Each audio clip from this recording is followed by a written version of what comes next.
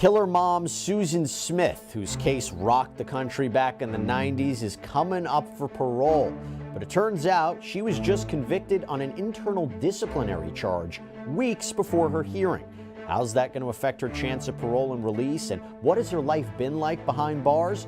We're going to discuss it with prison consultant Justin Paperny. Welcome to Sidebar, presented by Law and Crime. I'm Jesse Weber. I want to bring in prison consultant Justin Paperny to talk more about this. Justin, always good to see you. What do you make of this? I mean, this is another long line of developments in the Susan Smith case. Well, it took 2 hours to convict her. I suspect it will take less than 2 hours for the parole board to deny her release. She knows she's not getting released. Typically, people who want to earn their way home from prison actually make decisions that demonstrate why they're a candidate for an earlier release. They avoid disciplinary infractions. She knew what she was doing was wrong. She wants attention. She wants to live in the limelight for a little while longer as best she can. But if she truly thought she were a candidate, she'd be making fundamentally different decisions, which is why it's a formality. They're going to deny her. Do inmates typically try to do this? They appear in television shows, they appear in documentaries. Is this something that you've seen before? Certainly, I did an interview from federal prison, but it was approved by the warden. A university came to speak with me. It's a whole process in order to get in to film in a federal, state, or any prison. So when you go around the barriers or protocols, you're setting yourself up for failure. Prisons care about security of the institution. She did something to threaten the institution. So it speaks to what you can expect victims and others to say at the parole board. If she can't follow the rules in a secured environment, how the hell is she going to behave in a free society with supervision by a probation officer? Of course she knew what to do. She just chose not to do it. And it's proven over the last 3 decades on the inside, she has failed to fully accept responsibility for what she's done. She continues to make bad decisions. Why, other than a security point of view, I also imagine it's a public policy argument. You have to restrict how inmates speak to the media or what media interviews they can do. I guess the idea is you don't want people profiting off of their crimes. They commit a crime, they go to prison, then they get book deals, then they get interviews. I mean, there is that concept of it as well, right? Certainly, there's conspiracy theories that people can create if they do interviews that create lies and more drama for the institution, make threats that, claiming what staff may or may not be doing. So if the prison is concerned about risk and managing risk at all time, it's a simple decision for a warden to make. She's had issues for the last 30 years in prison. She has yet to fully accept responsibility. She continues to play the victim. What is the upside, not for her as an inmate or prisoner? What is the upside for the warden approving this? Zilch, zero, nada. For that reason, you just deny it. There's too much risk if she were to go rogue and say something to a filmmaker that could really threaten the security of the institution. For that reason, they say, no chance, have a nice day.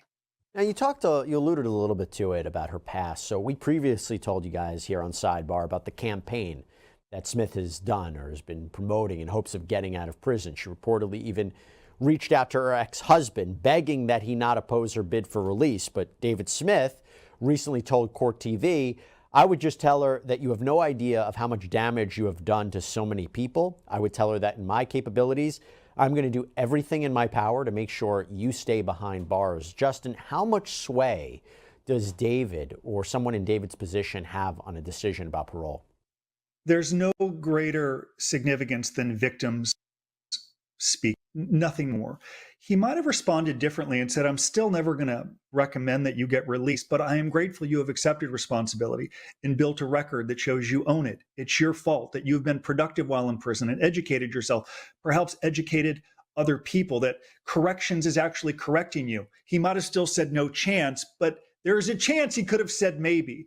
Based on her record and what she's done, she's done nothing to demonstrate why she's a candidate for release, why he would even recommend it. So a parole board, prosecutors, they care most about victims. It's one thing to ask, don't deny it, please, please, please. It's another to actually have built a record over a sustained period of time. And guess what? 30 years, 3 decades is ample time to build a record. She hasn't done it. She's failed the test, which is why I said earlier, they convicted her in 2 hours. I give it 2 minutes. And just to give everybody a little backstory, David and Susan, they divorced after their children died. This was before Susan Smith went to trial. And David went on to write a tell-all book. It was called Beyond All Reason. My Life with Susan Smith. And to be clear, as we were talking about, this is not the first time that Smith has been in trouble while she's been locked up. You go back to 2000, Smith was written up for having sex 4 times with a 50-year-old prison guard named Houston Cagle. He pled guilty, spent time behind bars himself for 3 months. Then, 2001, Captain Alfred Rowe Jr. also pled guilty and was sentenced to 5 years of probation for having sex with Smith. I mean, the fact that they decide to have sex with an inmate, I've seen that before. We've talked about that before. Susan Smith? I got to explain why we see this happen.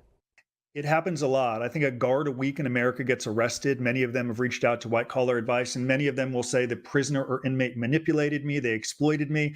I was trying to help them. The reality, when you're living so close to someone 24 hours a day, connections can happen. There can be more commonalities than you think. And then with very little supervision inside of that prison, it is very easy to happen. And the consequences are devastating. I'm surprised in some ways she's not segregated 23 hours a day, kind of like Diddy in lockup, sleeping with staff, trying to reach out to filmmakers, not accepting responsibility, violations. She's lucky she's not in segregation 23 hours a day, totally separated from staff and prisoners. She's kind of a menace to the institution if you look at her record. And she's also been disciplined for use of marijuana as well as mutilation. That's when you scar or damage your body in some way. She's held multiple jobs, though, since she's been locked up. Most recently, she's what's called a ward keeper's assistant. What is that? Do you know what that is, Justin? A ward keeper's assistant? I don't know exactly, other than someone I suppose is looking over some unit and she's assisting that person. What she needs more than anything is not released to the community, but rather some real mental health treatment or counseling on the inside. Because while she might never ever get released again, her thoughts and actions could be influencing women who will actually get released. And we don't want her influencing them negatively with her bad acts and decisions and not accepting responsibility and blaming and violation. So I can assure you she is influencing some people in a negative way who are going to get released. She needs real mental health counseling in that prison. You said before that you think the chances of her making parole are very unlikely. What would be the arguments for her to get parole? What would be a situation where they actually do grant her parole, despite this record, despite this current disciplinary action? Do you see a scenario where she could be released? Yeah, look at someone like Halim Flowers, who served time in prison for murder. He went through a program called Preparing for Success After Prison in the penitentiary in Atwater. And he demonstrated over decades in prison what he had learned, that he identified with victims, how he will never return to a courtroom, programming that he went through. How was it helping him in prison? And when he went back in front of a judge for a resentencing under the First Step Act that Trump passed in 2018, he had a record that he could rely on. He didn't ask. It was a formality that he had earned it because of the record. Had she wanted to truly make herself a candidate for release rather than sleeping with guards, engaging in disciplinary infractions, using drugs, she would have built a disciplined and sustained record like Halim Flowers did over decades on the inside. And there are case studies of people who have been sentenced to life in prison. Adam Clausen, sentenced to 220 years for robbing banks, released after 2 decades in prison. It's possible, but she chose to go down a different path. Blame, excuse, deny, get into trouble, and then miraculously, 30 years later, ask people to give her a release. She has not earned it, and she knows it. And by the way, she has tried to get a new trial before. So talking about on the legal front, she's requested a new trial. We go back to 2010. She sent a handwritten appeal request saying that her attorney didn't adequately represent her during her trial. She claimed that the trial was unfair, that there was prosecutorial misconduct. She claimed that her Miranda rights were violated. She also argued that she was suffering from battered women syndrome. The problem with that, of course, is that defense or that justification for self-defense is usually used in a case of a woman charged with killing her husband or partner, not really killing your children.